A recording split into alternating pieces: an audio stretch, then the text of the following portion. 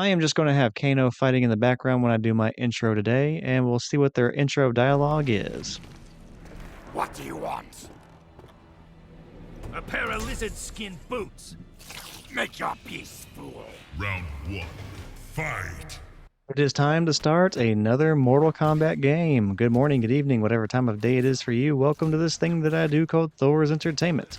I am Thor, and this is going to be the very first episode of my playthrough through the story mode of Mortal Kombat 10, or Mortal Kombat X, whatever you prefer to call it. Previously, I played through Mortal Kombat 9, which acted as a reboot for the Mortal Kombat franchise. We still had the old storyline of Earthrealm trying to defend itself against another dimension called Outworld, just like the old timeline, but with a slight twist. Mortal Kombat 9 focused on preventing the events of the first 7 games from happening and preventing the Emperor of Outworld, Shao Kahn, from becoming invincible and conquering all of the realms. Well, the protagonists did just that. Shao Kahn was ultimately defeated and the future was changed, but it came at the cost of many lives. The only surviving Earthrealm fighters are Johnnycage, the martial arts actor, sonyablade, the special forces military individual, and Raiden, the thunder god of Earthrealm. All of the other fighters are deceased, and after they died, they were turned into undead revenants to fight for another dimension known as the Netherrealm, which is basically Mortal Kombat Hell. If you want specifics on what happened in Mortal Kombat 9, go check out my playlist for that and enjoy it. I'll try to go ahead and get that playlist advertised in the corner of the screen, and maybe just watch your way back up to this point or continue from here, whatever you prefer.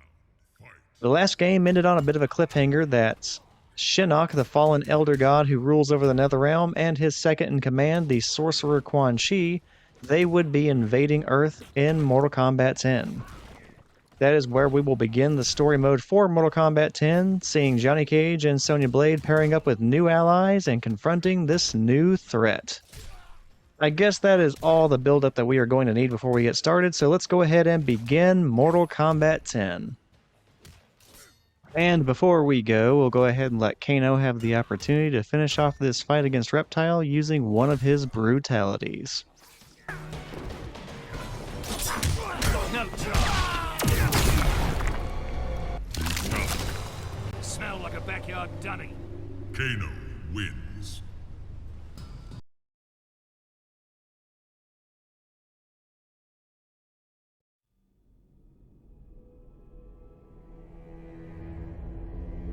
Millions of years ago, Shinnok, one of the Elder Gods, turned on his fellow deities and invaded the Earthrealm. Raiden and the Elder Gods stopped Shinnok, locked him up in the Netherrealm.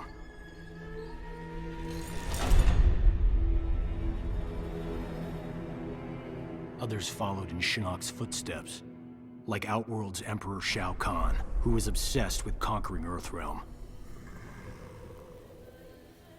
So Raiden convinced the Elder Gods to enact the Mortal Kombat tournament as a way to even the odds, give Earthrealm a chance. For generations, Shao Kahn followed the Elder Gods' rules. The war moved to the arena, where he sent his toughest fighters to challenge Raiden's greatest defenders in Mortal Kombat. 2 years ago, we beat him. But Shao Kahn wasn't ready to lose. He violated the rules of Mortal Kombat and invaded Earthrealm. Most of Earth's defenders, our friends, were killed, turned into evil undead warriors. Despite the odds, we stopped Shao Kahn's invasion. As punishment, the Elder Gods destroyed him.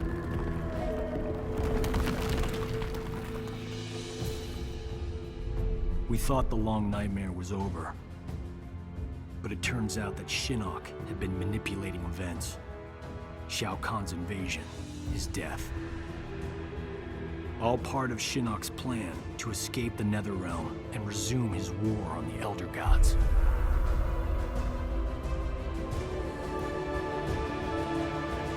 let's all just thank Johnny Cage for that wonderful narration, and now let's see how the Earthrealm forces are doing against the Netherrealm.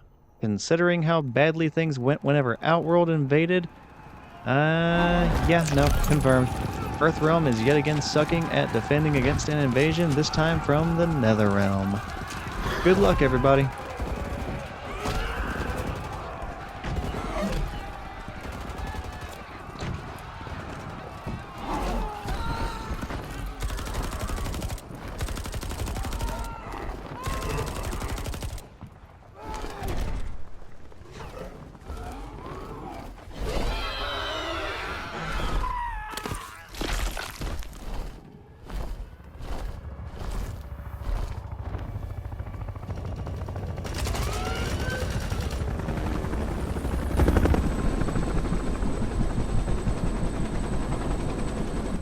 Destination, dead ahead.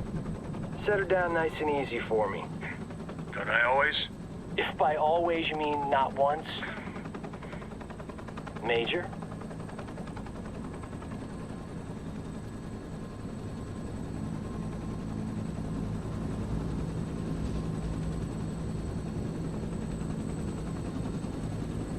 All right, you have the rendezvous coordinates. Far into the forest. From there, we access the portal to Raiden's Sky Temple. Where there's an angry former Elder God and his devils waiting for us. Gods, portals, flying demons. Blind guys with magic swords. The world has changed. For the worse, if we do not expel Shinnok from Raiden's temple. He means to poison Earthrealm's life force, the Jinsei. And we're not gonna let that happen. Kenshi and I appreciate the Major allowing us to join you. We're happy to help kick Shinnok's bony ass back to the Netherrealm.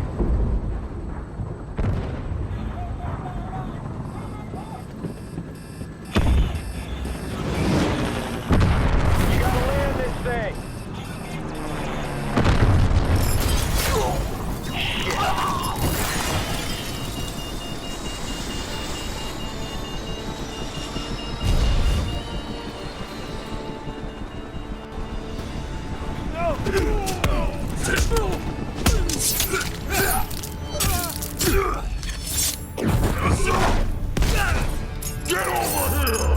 Oh, right. Damn, Unlike in Mortal Kombat 9, there are actually mini-games in Mortal Kombat 10. This was something that first started off in Injustice, I think, where you basically just have to hit the button that appears on the screen within a certain period of time, or maybe mash the same button over and over and over again in order to get a certain threshold exceeded, and then you win.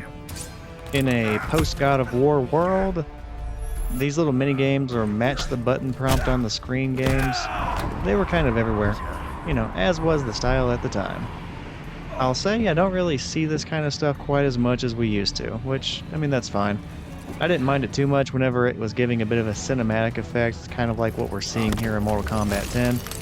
The key thing was just making sure that this kind of gameplay wasn't overdone, especially in a game that was, you know, a fighting game. I think there's actually an achievement or a trophy for doing all of these mini-games in a story mode playthrough without getting any of the button prompts wrong, but I might be thinking of Injustice again. Like I said, I think that was the first Netherrealm Studios game to start doing this kind of thing in story mode, but I could be mistaken. We don't have too much longer for this minigame, so I'm going to go ahead and let this play out, and we'll see exactly how Johnny Cage fares in his little encounter against Scorpion and Sub-Zero.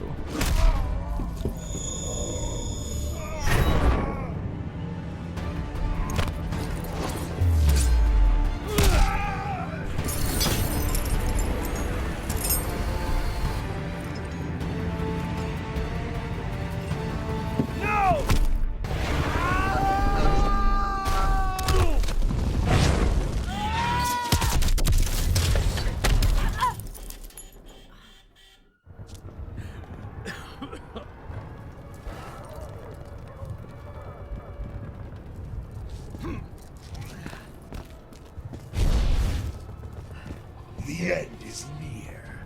Getting a little ahead of yourself, aren't you? First up is Scorpion, fresh from fucking up a bunch of military personnel. Scorpion has not really changed much since the very last game. He is still working for Quan Chi as part of their old bargain. That deal was that Quan Chi would resurrect Scorpion as a Hellspawn to get revenge against the Lin Kuei assassin clan, and more specifically Sub-Zero, the old Sub-Zero, Bi-Han, because all of those individuals involved with the Lin Kuei were responsible for killing the family and clan of Scorpion, the Shira Ryu. In exchange for enabling his revenge, Scorpion would then serve Quan Chi. Well, Scorpion got his revenge against the brother of the Revenant Sub-Zero we just saw, and now Scorpion is kind of without a purpose of his own. He is just stuck following Quan Chi's orders and honoring their deal, which right now involves invading the Earth. Basically, so long as he is a Spectre Hellspawn thing, Scorpion has to follow Quan Chi's orders.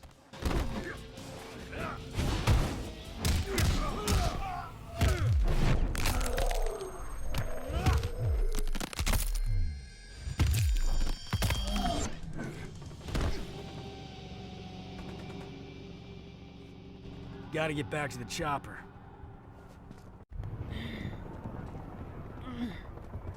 Sonya, get out of there!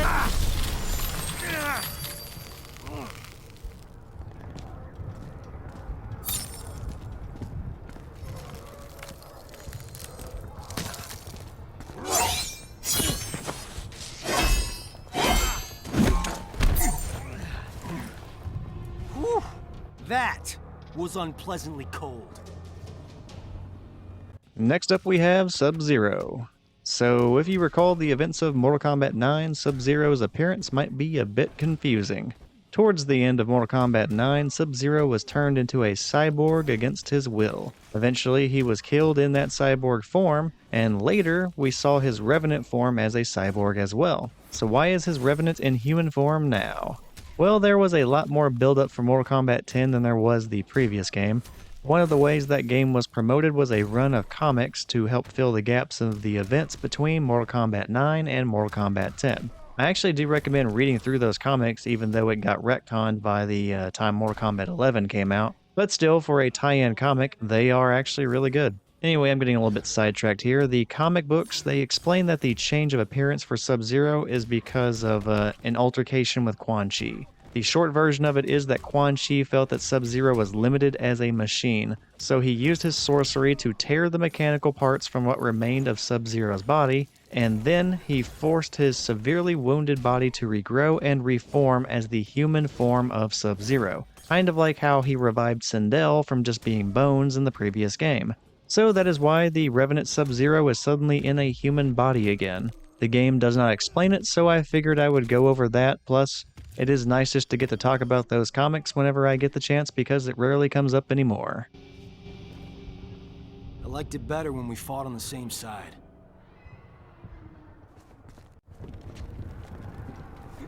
You okay? We fared better than the men.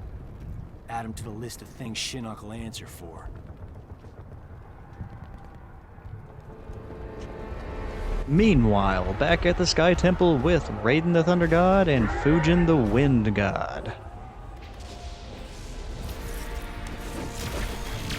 Yeah, things are not going any better here than they were back in the city with johnnycage, Sonya, and Kenshi.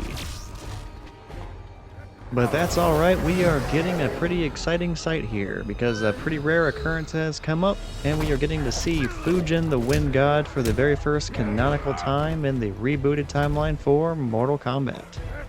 Yeah, since Mortal Kombat 9 we have not seen Fujin up to this point, so this is kind of cool. Fujin is a character that's actually been around a little while, back since Mortal Kombat 4, or actually Mortal Kombat Mythologies, but I often forget about that one. He's not playable in this game, but it is nice just to see him still around in the Mortal Kombat universe.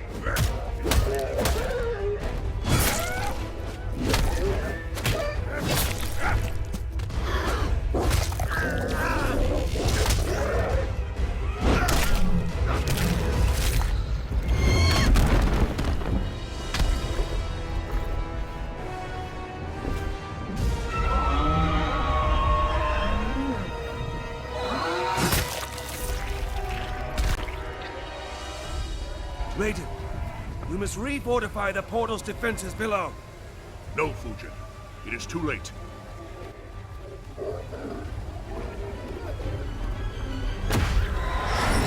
I mean, that's a cool scene and all, but Quan Chi, why are you killing your own people? Like, did you catch that demon talking shit behind your back earlier today and he was just kind of on your shit list? The mighty gods of Earthrealm.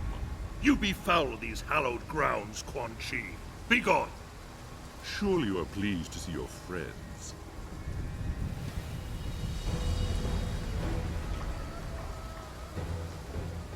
You abandoned them to their deaths. I returned them to life. A life worse than death.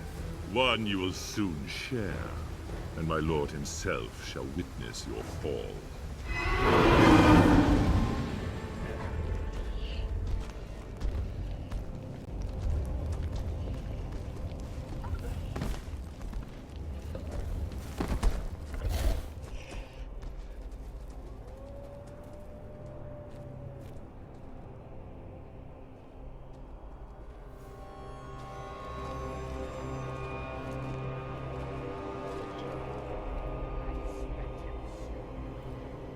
Jax. Just Jax? We're not going to mention Smoke at all? Come on, Johnny.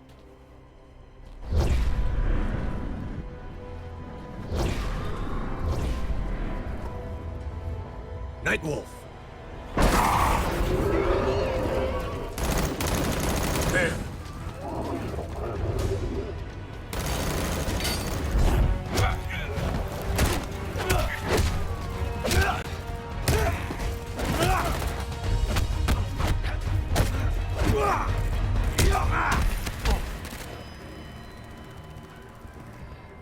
Smoke. Smoke is dead. I am an Enra.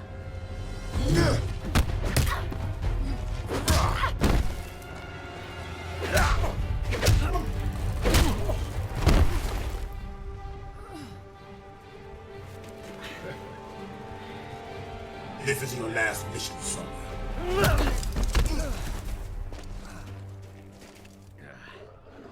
The real Jax wouldn't punch his best friend. Johnnycage, killing you will be a pleasure. And our third fight of this chapter is up against an old ally of Johnny and Sonya. That is Jax. Jax was one of many characters killed by Sindel, the wife of the invader Shao Kahn, in the last game. I imagine that has made fighting this war against Shinnok suck all that much more. You know, having to fight for your life against twisted versions of your old friends. Well, let's talk about the protagonists fighting this war so far. We have seen our chapter character Johnny Cage getting a huge push from martial arts movie actor to now fighting for the Earthrealm defense with the military against demons.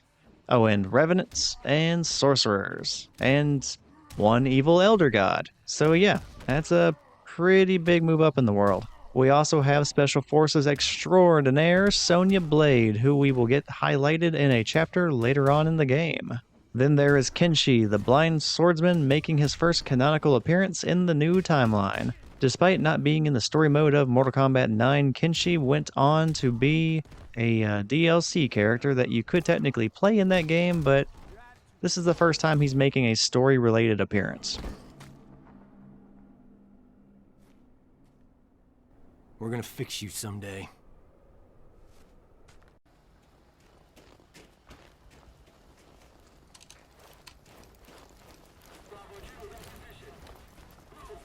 Well, nice seeing them again. Sonya, that's not him.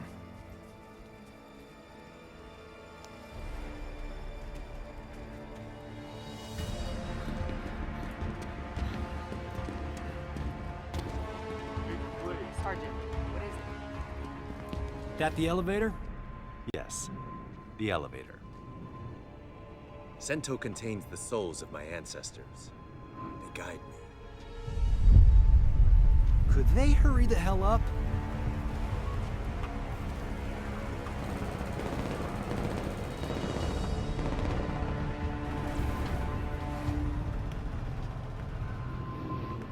Anataga hirakimasu.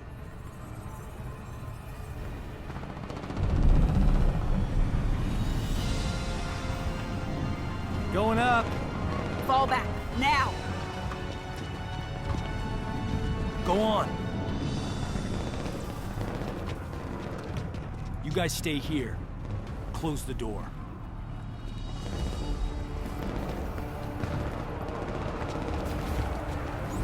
The reach!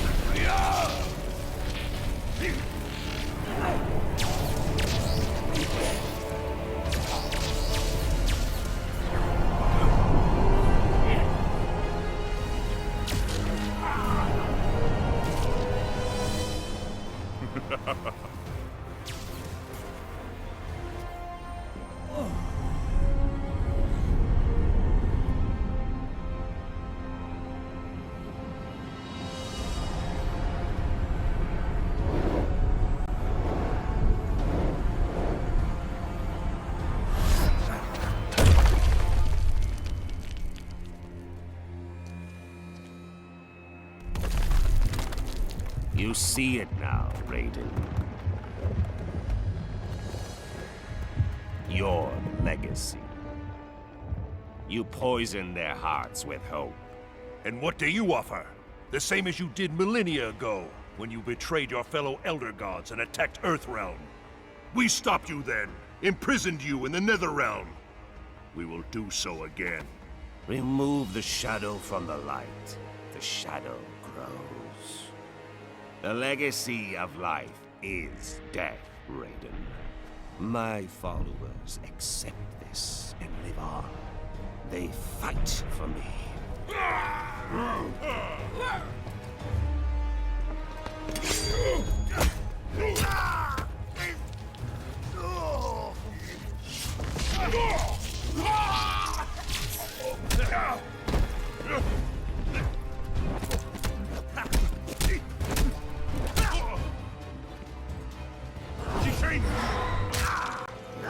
And that might be the most goth game of I've Got Your Nose that I have ever seen.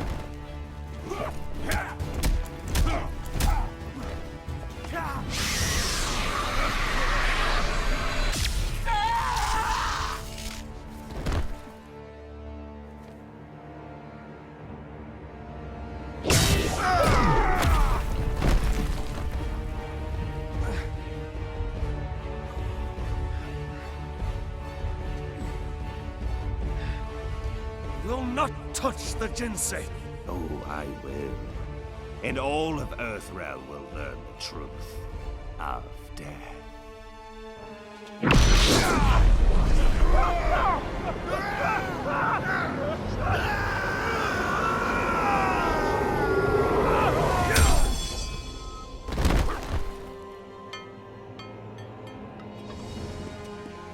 Oh, sorry, ma'am. Didn't see you there. Miserable wretch! Insignificant speck of feculent scum! How dare you!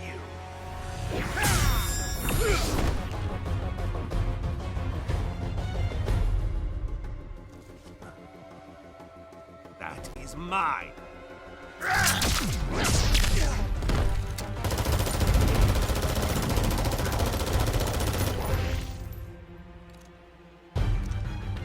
Ready? As always.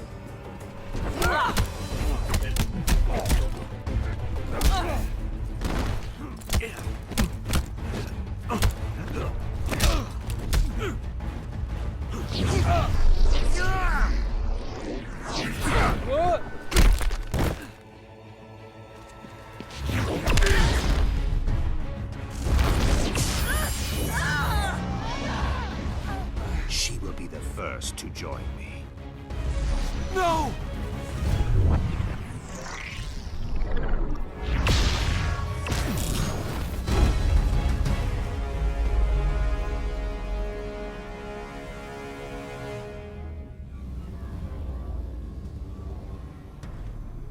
I'm not sure what just happened to me, but I am sure of this. You don't even think of hurting her. So in just one chapter, Johnny Cage has had a much bigger amount of character development in this game than he has in the entire previous game. Johnny was not a very likable character in the last game, even if he did fight for the protagonist team. In this game, you get to see how everything that happened in Mortal Kombat 9 changed and perhaps humbled Johnny a bit.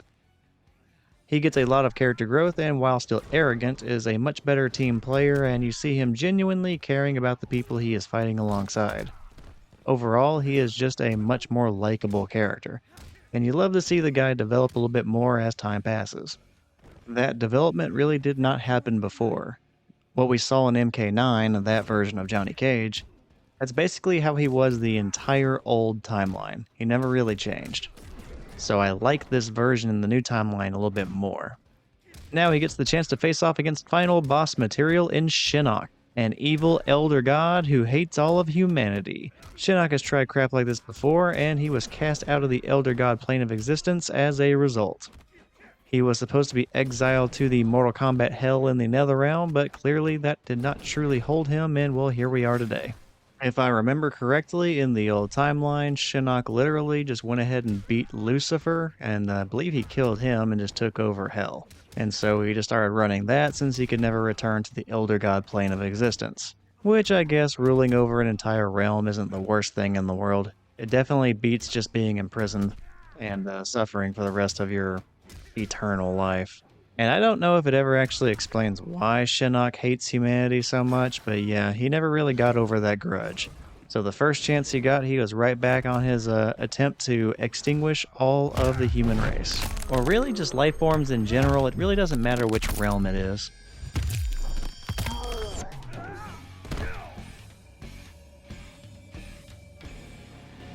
You really are a fallen elder god.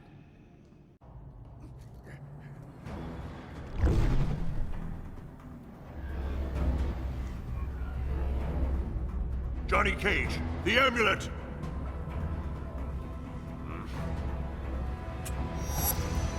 No!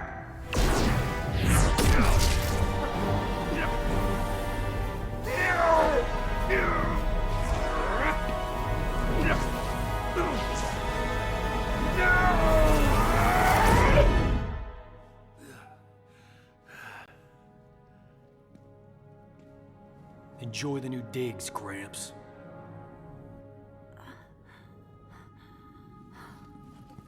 Sonya? Johnny... Did we... Yeah. We got him. Remain here. The Chamber's properties will heal Sonyablade in short order.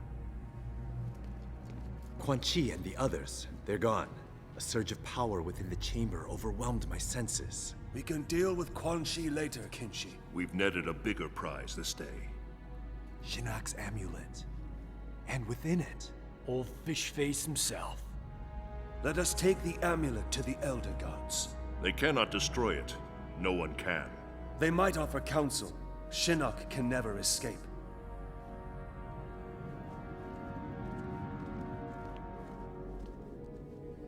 The war is not over. Quan Chi has escaped. Why are you smiling? She called me Johnny.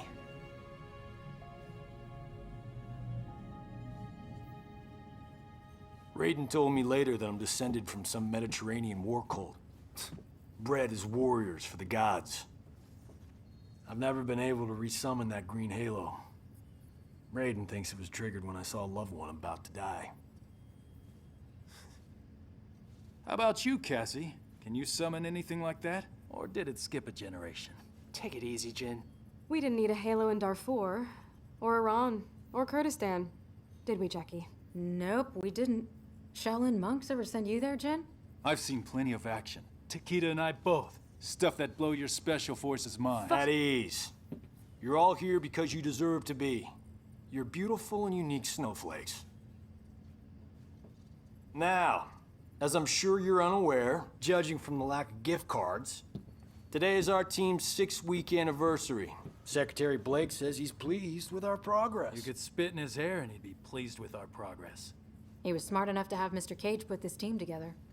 I'm glad the Shura Ryu chose me to join. New places, new faces. As the secretary pointed out, us older folks are gonna retire someday. So it's time for your generation to step up. Shaolin, Shirai Ryu, SF. Together. For your team's first mission, you're going to the Lin Kuei Temple. We haven't heard from the Grand Master in a while, so we need to make sure he's still on our side. That he's got our backs if things flare up again with Outworld. You need to bring him in, But don't be surprised if Sub-Zero's not willing to cooperate. Why be worried about Outworld? I thought Kotalkhan respected the Reiko Accords. He does, but he's facing a civil war. The rebels win, those accords will be history.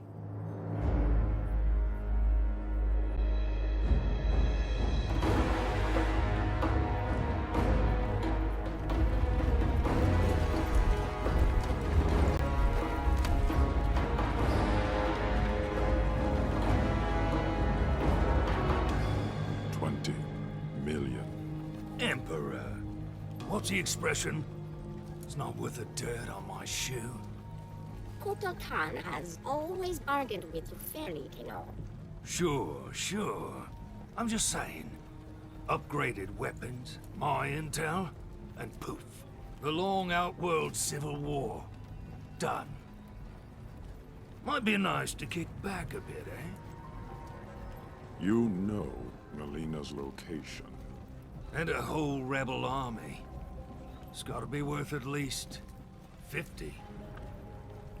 I must attack her immediately. End this conflict. As you say, it drains us. Right. Do we have a deal? What is it, Devora? The Emperor should not be concerned. Accident ahead. This one will clear it.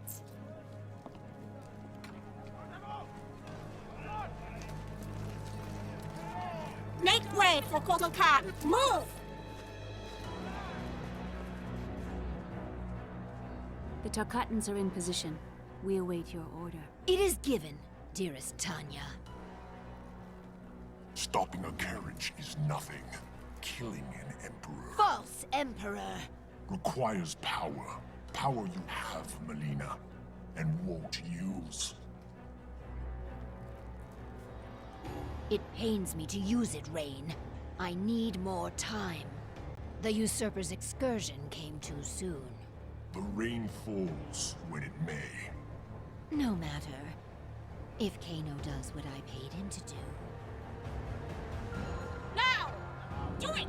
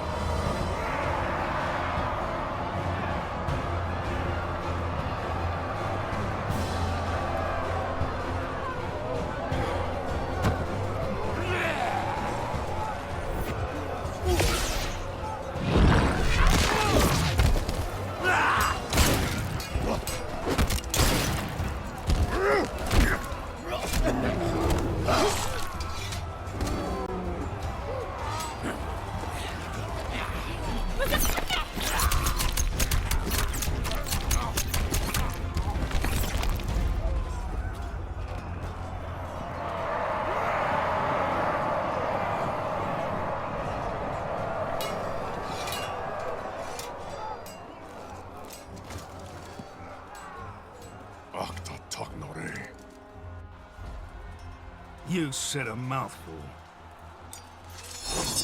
Alright, next up we have a new character and a new minigame.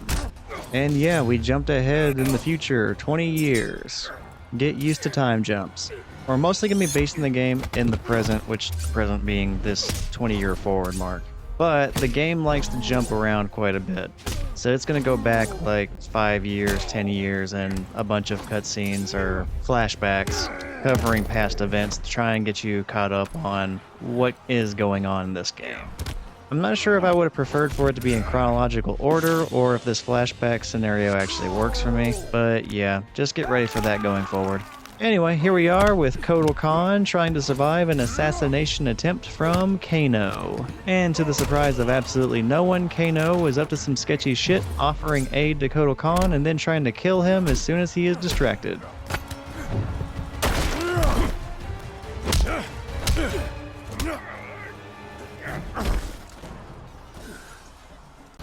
You wound me, Kano. Your offer of aid was but wind and air. Keep your 50 million. Mileena's given me twice that to take you out. So yeah, Kano was pretending to help Kotalkhan, but is actually supporting the Mileena side of this civil war. While that fight takes place, let's go ahead and review the cliffhanger from Mortal Kombat 9. Because it turns out it was resolved in just one chapter in Mortal Kombat 10. Shinnok and Quan Chi just did not really hold up like we were promised. And then we got that time jump, going forward about 20 years. Now, when I played Mortal Kombat 10 for the first time, that really threw me off. I was expecting Shinnok to be the main focal point of the game, and his war effort against the Earth and the other realms. Plus, I had not read the comics yet, so I was not aware of the significance of the new characters, like Kotalkhan here. So I was left wondering what the new plot was actually going to be for this game, and it was clear that this was not going to be Mortal Kombat 9, where everything was just kind of the same stories over again, but with minor changes. We got one chapter for Mortal Kombat 4's storyline, and now everything else in the game was going to be entirely new. And while that threw me off, that was kind of cool. It was nice that we were finally getting some original ideas, and it wasn't just going to be a rehashing of all the same crap over again. Anyway, among the new characters is our guy here, Kotalkhan. This was the first time I found out that Khan was a title and not just part of Shao Kahn's name. So Khan was the title held by whoever was the Emperor of Outworld. And since Shao Kahn's demise in Mortal Kombat 9, the new Khan is this new character here, Kotal. He was the one who ended up replacing Shao. And unlike his predecessor, Kotalkhan is really not interested in invading or merging or conquering anything. Kotal is much more focused on just Outworld. He wants stability, he wants order, he wants peace. He wants to kind of fix the mess that Shao Kahn created and unite Outworld under his rule and just kind of maintain. Which, as you can tell, is not going great. Mostly because of Mileena and her civil war, and I'll get into this a little bit more here in a moment, but we're going to find out that Mileena was not the only one who was challenging Kotal's rule. There were others who believed he was unfit to rule and just didn't really believe in his ideals, but I'll talk about that in a moment. Right now, let's just go ahead and pilot Kotal to a victory so he can try to maintain peace by force. You're not worth the dirt on my shoe.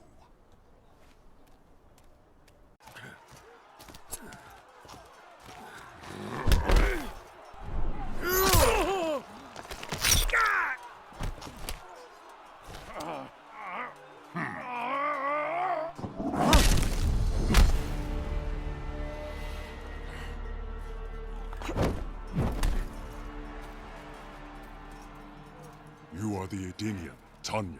I'm pleased you remember me, Kotal. I will never forget those who freed Mileena. She vowed to create a free Edenia, something you refused to do. A united Outworld stands strong against its enemies. It will never be united under your rule. Your rebellion is all that prevents it. So, how did Kotalkhan become Khan? Not easily. Not at all. Disputes about if Mileena should rule came up, and Kotal was the highest ranking general under Shao Kahn. If Mileena was deemed unfit or not a true successor, Kotal would be in the highest and most reasonable position to step up and rule. And he did. This caused a bit of a civil war, one that you can still see happening. Mileena still wants the throne and fights for it, and she was not the only one who did not want Kotal to rule. A power struggle emerged among the different species of Outworld. A really noteworthy one was the war with the Shokans, the four-armed half-dragon people.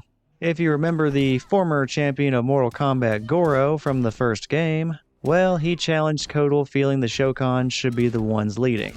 That opinion and challenge led to Kotalkhan amputating all four of Goro's arms in battle. Goro was spared but disgraced among his people for the loss of his arms. Goro's father, the king of the Shokan, well, he was really pissed about what happened to his son, and then he stepped up next. But Kotal just killed the king. He didn't fuck around with him. After that, the Shokan kind of just stopped challenging the new Khan. Then the Tarkatans were also defiant to Kotalkhan, and their hordes and their leader Baraka, they sided with Mileena and her claim to the throne. You are a fool to trust Mileena.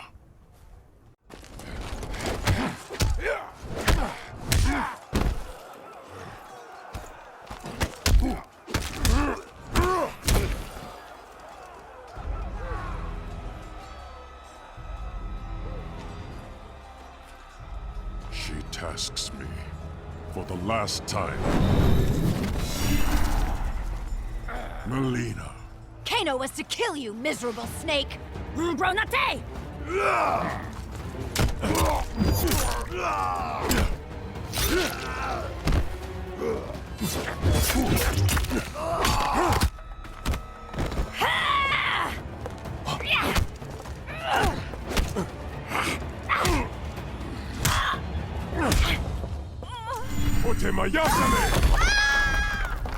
Another Edenian, the supposed half-god. Kogat here! I am a son of Argus. I was not merely declared a god by befuddled commoners, Bullock.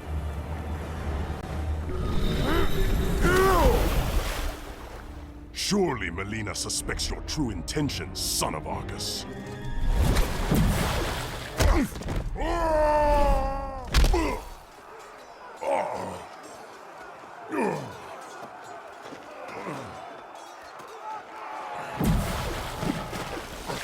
My intentions are to teach you the difference between pretension and godhood. So yeah, Rain being a half-god, it makes it really unlikely that he would just be willing to serve anybody. So yeah, he probably would just betray Mileena and then try ruling himself. But all that's hypothetical. What is not hypothetical is that Mileena is actually making a lot of sound tactical decisions with his ambush. And it is good to see that the creators are actually making Mileena a bit more logical and tactical in this game. I mean, it makes sense. After 20 years, she wouldn't be as manic and immature as she was in the Mortal Kombat 9 game. In that game, she was literally an adult that was only a few days old, and yeah, she had a lot of growing up to do. Now, if they had kept her like that for this game and kept her undeveloped, well, that would have been really, really disappointing to me. Instead, we actually get to see her be logical and formulating full plans and utilizing small unit tactics. I mean, that helps me to believe the passage of time from Mortal Kombat 9 to 10 because there's no way in hell she would have been able to coordinate all of this and reasonably challenge Kotal's rule in that last game. So yeah, good job. Character growth for a character that didn't really have a whole lot going for her. And I hate to say that, but it's kind of true. There was not really much to Mileena in the last game. She is a clone of Kitana that Shao Kahn wanted made so that he would have an heir that he felt was a reasonable successor to him, and a pretty deadly weapon. And outside of being a clone of Kitana that pissed off Kitana enough to change sides in the fight, yeah, Mileena actually does not do anything herself. The most significant thing about Mileena in the last game is just that she exists. It's not that she actually does anything. Just ignore that she is a clone to Princess Kitana, daughter of Shao Kahn, and would-be heir to the throne. And she wasn't even an exact clone of Kitana. They actually mixed in some Tarkatan DNA, which is why she has the crazy teeth. And that's probably why the Tarkatans ended up siding with her whenever it came time for her to challenge Kotal for ruling of Outworld. So, gee whiz. She does not have any victories to her name in that first game. You have to fight her a bunch of times, and she loses to, let's see here, Kitana, Jade, Striker, and Cabal. So, no victories and a bunch of losses. And on top of that, she is just taking orders from Shao Kahn for what little time she has in the game. That should silence you.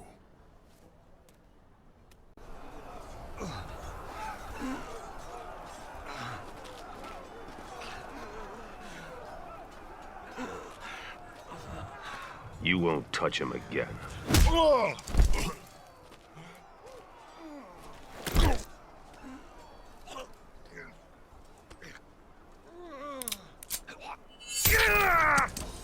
But I will. As the heir to my father, Shao Kahn, I, Mileena, Khanum of Outworld, order your execution! So we just fought Rain and Tanya. And Tanya didn't have any character variation above her name. So despite the fact that she would eventually be playable in DLC, I think, she was not originally playable and did not have any variations or anything unique to her in the story mode. She wasn't playable. And yeah, there are a number of characters in this game that are not playable, but you have to fight against them anyway, and they do have complete movesets. And yeah, it seems like these characters were probably intended to be playable and just weren't. And rather than cut them out of the game, they kept the fights against them in the game, and Rain specifically is one of those characters that comes to mind, and that is a bummer. It would have been cool for Rain to be a playable character in his first canonical appearance since the reboot. Another character that gets this treatment later on is Baraka, but we won't see him until, like I said, much later.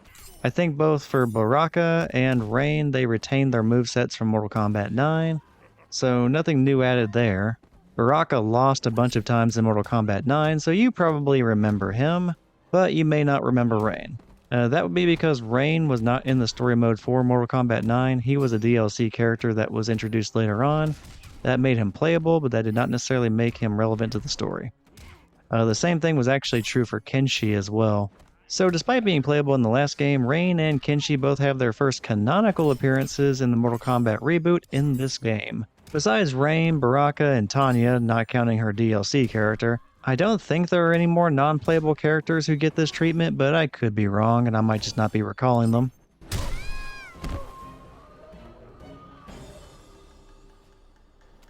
There will be an execution this day. You will atone for your descent, Mileena. Your blood will make right. Up the stair path, to the fire's edge.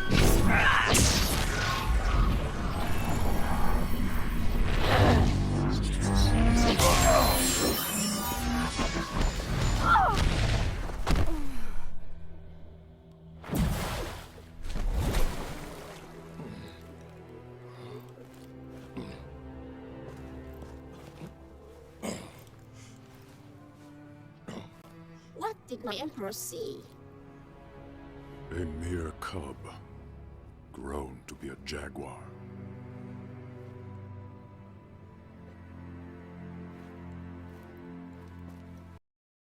I will just wrap things up here at the end of Chapter 2. Why don't we work together? I'd rather kill you.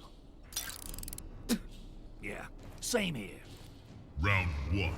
Fight. So what happened in this first episode for the playthrough of Mortal Kombat 10? Well, we saw Shinnok, Quan Chi, and the Revenant version of old allies invading Earth, and trying to wipe out all life by literally stealing or corrupting the life energy of the world, the Jinsei. Fortunately, it turned out that Johnny Cage's glowing green energy is super effective on gods, and he was able to defeat Shinnok by himself. Well, kind of by himself. Raiden ended up using the opportunity of him being beat up by Johnny Cage to imprison him inside his own amulet. So with Shinnok out of the way, we jump ahead 20 years. And we find out that there is a new ruler of Outworld, and his name is Kotalkhan. He is fighting off a civil war being conducted by the former ruler of Shao Kahn's illegitimate clone daughter, that being Mileena. Kotalkhan survives Mileena's assassination ambush, and he even ends up capturing Mileena. He decides he's going to execute her, but it turns out that somehow she is in possession of Shinnok's amulet. She wields it as a weapon that also harms herself but does great damage to everyone around her. And fortunately for her, the amulet does just enough to allow her team to escape, and we realize that we have a very big problem on our hands. And that's because this effectively means that Earthrealm has lost custody of Shinnok. It's unclear if Mileena realizes the significance of the amulet she is using, but yeah, that's going to be an issue. Besides that outworld train wreck, Johnny Cage is now training a new team of Earthrealm defenders, and their first task is to capture Sub-Zero, either willingly or by force. The reason for this capture is to ensure that Sub-Zero is either going to be an ally or is going to be sidelined if a conflict between Earth and Outworld were to arise. And that is where we are going to pick things up in the very next episode with Chapter 3 from the perspective of Sub-Zero. Until then, thank you for watching this video. I hope you have enjoyed it. This is Thor's Entertainment. I am Thor. Take care, and I will see you next time.